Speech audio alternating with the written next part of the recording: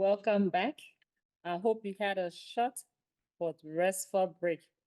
We can now resume with this live virtual forum for candidates. We now proceed with Professor Yakub, proposed by the United Republic of Tanzania. Honorable Chairperson, Dr. Luis Mapel Poto, Honorable Ministers, Dr. Chikwe Kuhezu, Regional Director ADIM Interim, ladies and gentlemen, all protocols observed. A very good afternoon. Bonjour, bon dia, jambo. At the outset, allow me to begin by thanking the WHO Afro-Region Committee for giving me the rare opportunity and privilege to be one of the contestants for the position of the Regional Director. I would like also to pay tribute to a truly distinguished colleague, Dr. Faustin Ndungulile, the former Regional Director-elect. His ultimate passing is what necessitated this electoral process. His memory will continue to inspire us. I sincerely thank every one of you who offered their condolences. Honorable Chairperson, as introduced, I am Professor Mohamed Yakub Janabi. I bring with me 30 years of experience in health and leadership. From humble beginnings as a young GP, I rose through the ranks to become a prominent healthcare executive, public health specialist, a cardiologist, scientist, health diplomat, a researcher, academician, and author. I'm very much aware of the health challenges facing the people of our continent. I've lived them. I'm currently dealing with them every day during my practice. Honorable Chairperson, in my extensive work in public health and leadership, I've always been driven by the vision and ambition to have a healthier, more resilient, and prosperous Africa. I believe I can make important contributions if elected, guided by Sustainable Development Goals, Global Program of Work 14, and Africa Health Strategy. I uphold health as a human right for all, including people with disabilities, while embracing gender equity and equality. I'm committed to ensuring universal access to quality health care and strengthening health systems to meet the needs of the present and future generation. Honorable Chairperson, I commend the WHO in collaboration with the government and other stakeholders for its outstanding work in improving health outcomes and well-being, as evidenced by the significant progress made across various health indicators. However, today, Africa stands at a turning point in its history because of the complex challenges that call for an urgent and collective action. These include financial crises we see, geopolitical instability, impacts of climate change, infodemics, the growing issue of antimicrobial resistance, the pressing realities of pandemics, and other public health emergencies. Honorable Chairperson, I've been a senior advisor on health policy and nutrition to the former President Jakaya Kikwete for 10 years, from 2005 to 2015, and currently to President Samia Suluhu Hassan. I've had the opportunity to advise the highest political office in our country on the transformative needs in the health sector. This position has allowed me to spearhead initiatives which have impacted positively in the fight against health crises and establishment of systems that continue to deliver tangible results. So what qualifies me for this service opportunity? I believe that Africa, where it stands today, deserves a leader who not only has the vision, but also the proven ability to deliver results with efficiency and transparency. The challenges we face as a region today demand a bold and practical leadership. Someone who understands the realities on the ground, someone who can work with government and other stakeholders to mobilize resources, and someone who can create tangible partnership to address them. I believe I'm such a leader. During my practice, I've witnessed people missing out on health care for lack of finance, and families parting ways with their possessions, the very means of livelihood, just to pay hospital bills. Yet, despite making these heartbreak sacrifices, many still find themselves trapped in debt and poor health conditions. For me, this is a harrowing experience. Out-of-pocket healthcare costs have pushed countless families into the depths of extreme poverty, thereby recycling poverty. This requires urgent solution. I believe universal care is the solution. Honorable Chairperson, I have a long experience in training, research, and working abroad, followed by many years of hands-on fieldwork across the African region. Throughout my careers, I have worked with heads of states, ministers, parliamentarians, community health workers, philanthropies, private sectors, NGO, civil societies, financial institutions, and faith-based organizations. My track record includes transforming healthcare systems from the ground up, even in the extremely challenging and resource-constrained environments. How did we do it? By pioneering innovative healthcare financing, building a stronger health workforce, building infrastructure, initiating outreach services, and successfully managing public health emergencies. So what gives me assurance in my track record?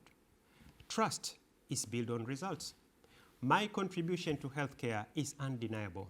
I understand the challenges ahead. I bring the new resolve to address them.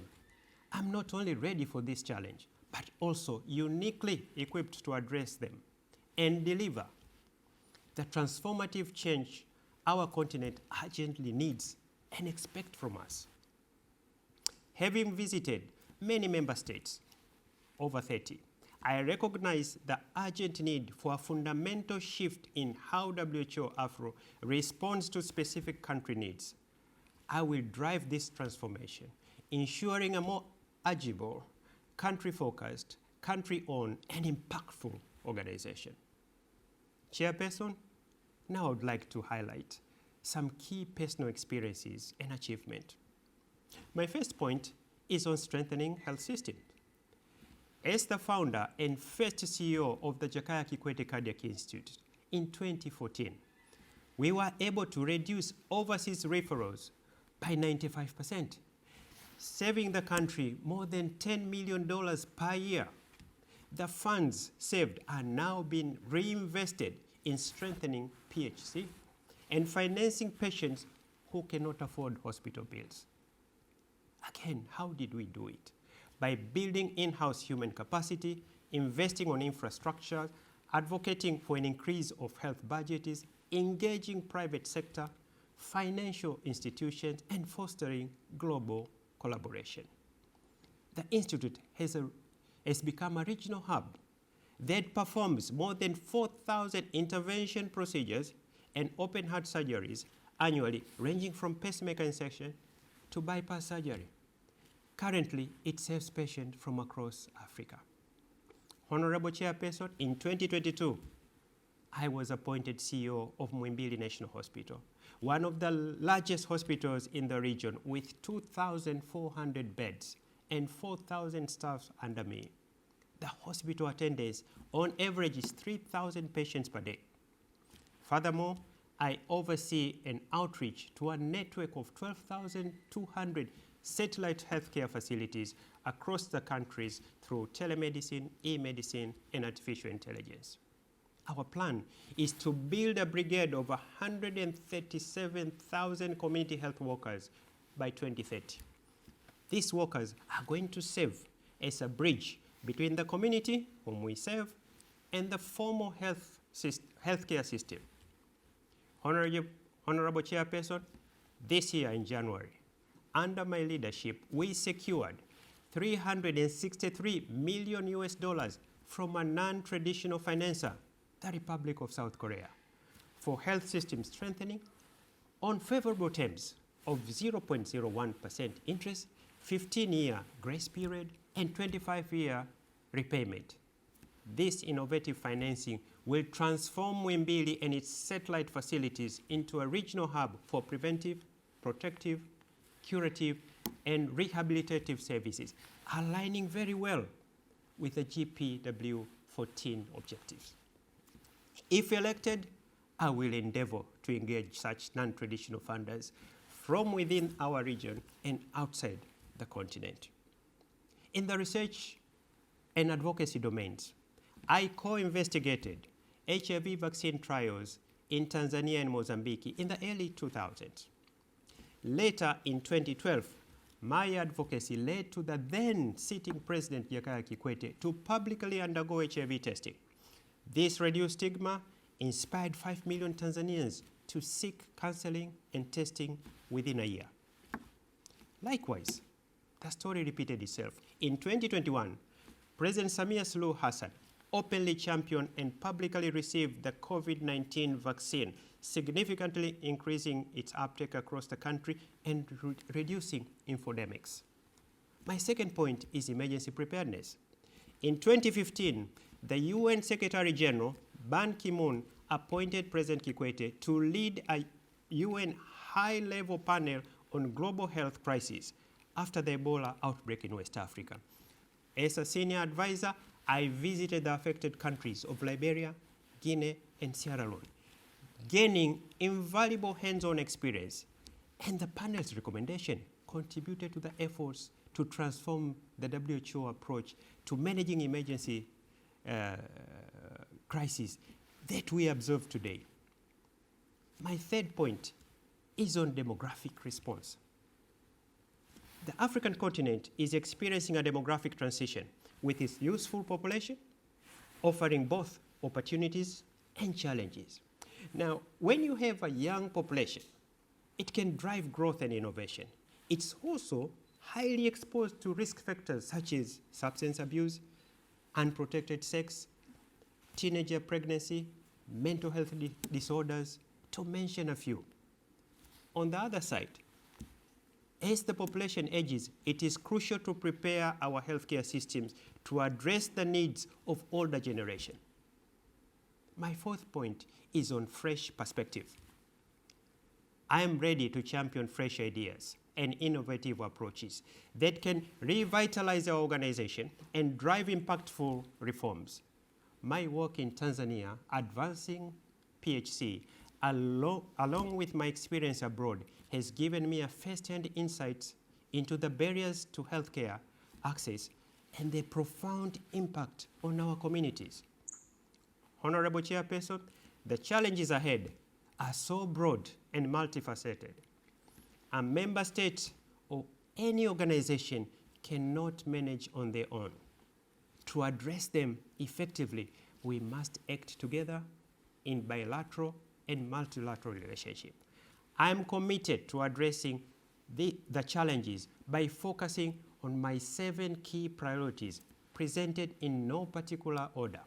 My first priority is universal health coverage and the SDGs.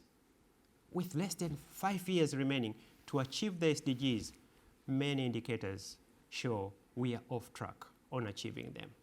In our region, for example, the universal health service today is 46, while the global index, 68.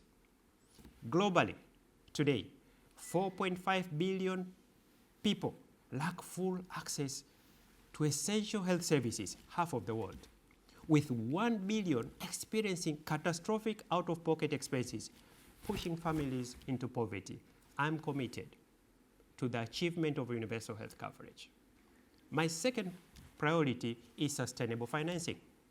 Our current financing model faces persistent challenges, worsened now by the acute shift of global financing policies. Currently, 80% of the WHO budget relies on voluntary contribution, many of which limit our autonomy of earmarking because of earmarking. Member states' assessed contribution is only 20%, and sometimes even less. So sincerely, I support efforts to increase the assessed contribution. which is going on. As for supporting member states, mitigating the catastrophic decline in external funding, I will work with governments to secure diversified funding through health insurance schemes, public-private partnership, blended financing, debt for health swaps, and global debt cancellation.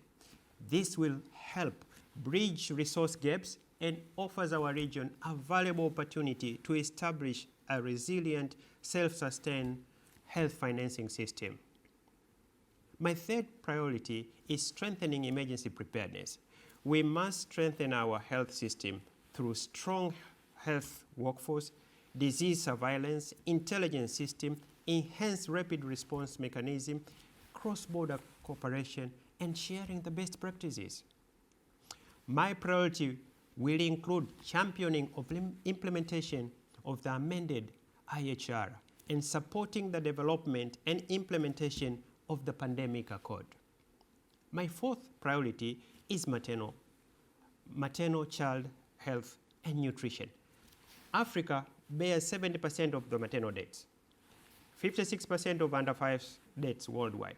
Additionally, the high prevalence of stunting compounds these challenges with profound implications for the continent. However, amidst these grim statistics, there is a beacon of hope.